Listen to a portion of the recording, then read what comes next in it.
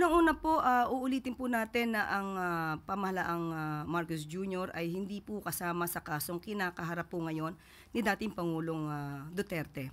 So kung ano man po ang naging desisyon ng ICC, hayaan na lang po natin ang mga abogado nila at ang mga parties dyan na sila pong gumawa ng aksyon.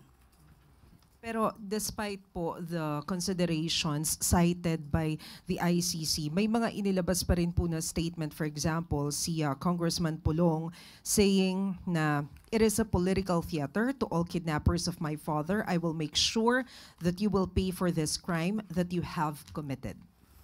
Unang-una po, hindi po dapat tayo mabuhay sa mga pagbabanta. Tayo po ay nasa sinasabing civilized society at wala po tayo sa isang barbaric world. So dapat po tayong tumugon kung ano po ang rule of law at hindi po tayo dapat natatakot o lagi na lamang nabubuhay sa pananakot. Ma'am, sorry, pahabol na lang po. Do you see this na parang nag-backfire yung mga statement? Hindi po natin masasabi on our part dahil nasa pag-assess po yan at pag-evaluate po ng mga judges sa ICC.